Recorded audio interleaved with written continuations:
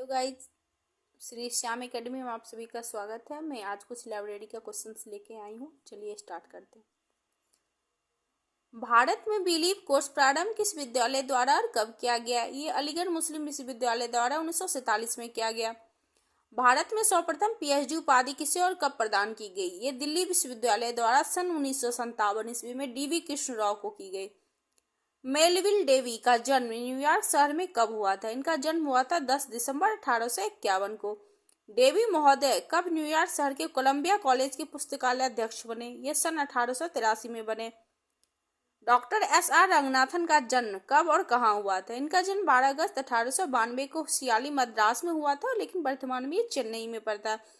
Doctor Ranganathan ने बेंगलोर में प्रलेखन अनुसंधान में प्रशिक्षण केंद्र के डीआरटीसी को कब स्थापित किया? इन्होंने स्थापित किया 1982 में। डॉक्टर रंगनाथन को भारत सरकार द्वारा कब पद्मश्री की उपाधि प्रदान की गई? इन्हें प्रदान की गई 1957 में। डॉक्टर रंगनाथन द्वारा पुस्तकालय विज्ञान की सूत्रों की रचना कब की गई? ये 1928 में मीनाक्षी कॉलेज अन्नामलाई में। पुस्तकालय विज्ञान के 5 सूत्र का पुस्तक के रूप में प्रथम प्रकाशन कब हुआ? ये 1931 में हुआ। पुस्तकालय अध्यक्ष दिवस कब मनाया जाता है? ये डॉक्टर रंगनाथन के जन्मदिन 12 अगस्त पर। किस वर्ष रंगनाथन की जन्म शताब्दी मनाई गई? ये 1992 में। पुस्तकालय विज्ञान के प्रथम सूत्र हैं बुक्स आर फॉर यूज। पुस्तकालय विज्ञान के जो द्वितीय लॉ है ये है एवरी रीडर हीज हर बुक। जो पुस्तकालय विज्ञान के तृतीय लॉ है ये है एवरी बुक इट्स रीडर। चौथा लॉ है save the time of the reader. पुस्तकालय विज्ञान के जो फिफ्थ लॉ है वो है library is a growing organism. पुस्तकालय सेवा की त्रिमूर्ति, पुस्तकालय सेवा को त्रिमूर्ति सेवा भी कहते हैं, पुस्तक पाठक और कर्मचारी, जो श्री रंगनाथन द्वारा दिया गया है। पंचम सूत्र के अनुसार साधारणतः पुस्तकालय का विकास 2 प्रकार का होता है। तो पहला विकास होता है बाल विकास और दूसरा होता है वयस्क विकास। बाल विकास से तात्पर्य उस विकास से है जो स्पष्ट दृष्टिगोचर हो, जैसे भवन निर्माण, पुस्तक खरीद, कर्मचारी की नियुक्ति, ये सभी।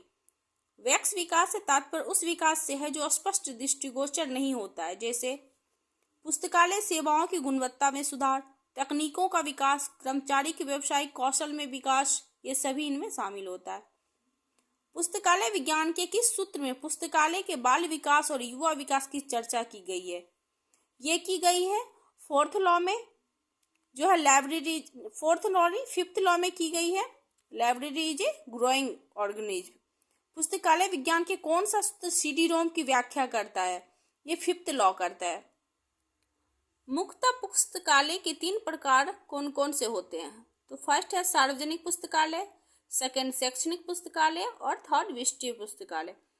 वैसा पुस्तकालय जो जनता के लिए, जनता का और जनता द्वारा संचालित हो, उसे कहते हैं सार्वजनिक पुस्तकालय। जनता का विश्वविद्यालय किस प्रकार के पुस्तकालय को कहा जाता है? सार्वजनिक पुस्तकालय को कहा जाता है। यूनेस्को ने अपने सदस्य देशों के लिए सार्वजनिक ग्रंथालय मैनिफेस्टो को कब तैयार किया गया था? ये तैयार हुआ है 1949 में। यूनेस्को द्वारा international federation of library association IFLA के सहयोग से किस वर्ष सार्वजनिक ग्रंथालय घोषणा पत्र तैयार किया गया? ये 1994 में तैयार किया गया। शैक्षणिक ग्रंथालय के प्रायः कौन से 3 प्रकार होते हैं? विद्यालय ग्रंथालय, महाविद्यालय ग्रंथालय एवं विश्वविद्यालय ग्रंथालय। विश्वविद्यालय ग्रंथालय विश्वविद्यालय का हृदय स्थल होता है। यह कथन किसका है? यह कथन है सीडी देशमुख का। कलकत्ता पब्लिक लाइब्रेरी की स्थापना कब हुई थी? ये 1836 ईस्वी में हुई थी। कलकत्ता पब्लिक लाइब्रेरी को इंपीरियल लाइब्रेरी पे कब मिला दिया गया? ये 1902 में मिला दिया गया था। राष्ट्रीय पुस्तकालय की स्थापना का प्रावधान भारत के संविधान की धारा 62 के अंतर्गत संघीय सूची की किस प्रविष्टि में है? ये है 7वें प्रविष्टि में। इंपीरियल लाइब्रेरी को कब राष्ट्रीय पुस्तकालय घोषित किया गया? ये 1948 में। राष्ट्रीय पुस्तकालय को तत्कालीन शिक्षा मंत्री अबुल कलाम आजाद द्वारा इसे भारतीय के लिए कब खोल दिया गया? इसे खोला गया 1 फरवरी 1953 में।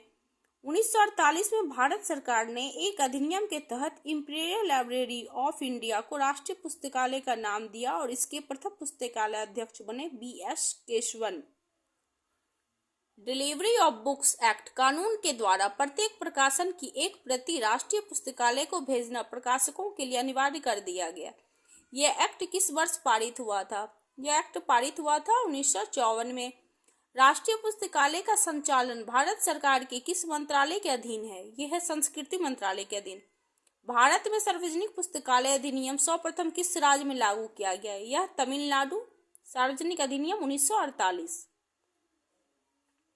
अब तक भारत के कितने राज्यों में पुस्तकालय अधिनियम लागू हो चुका है? 19 राज्यों में। मॉडल सार्वजनिक पुस्तकालय अधिनियम डॉक्टर रंगनाथन द्वारा कब और कहां पेश किया गया? यह 1930 में बनारस में आयोजित ऑल एशिया एजुकेशन कॉन्फ्रेंस में शामिल किया गया था। पुस्तकालय उपकर लाइब्रेरी सेस किसके तरफ पुस्तकालय का प्रमुख आय का स्रोत है? सार्वजनिक पुस्तकालय का। भारत का राष्ट्रीय पुस्तकालय कहाँ पर अवस्थित है? कोलकाता में। राष्ट्रीय पुस्तकालय का प्रधान कौन होता है? ये डायरेक्टर जनरल होता है। National library of blind and handicap कहाँ अवस्थित है? ये देहरादून में है।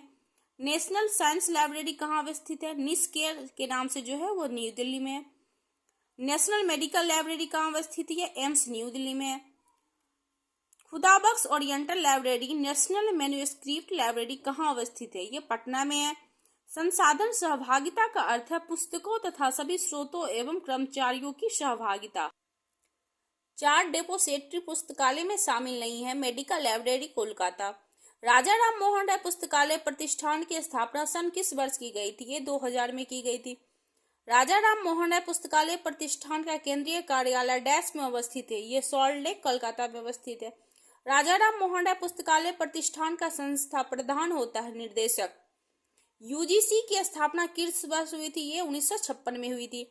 National policy on library information system के लिए सन 1985 से 86 ईस्वी में प्रोफेसर डी.पी. चट्टोपाध्याय की अध्यक्षता में एक समिति का गठन किया गया था। ग्रंथालय संघ की स्थापना किस वर्ष की गई थी? 1877 में की गई थी। सन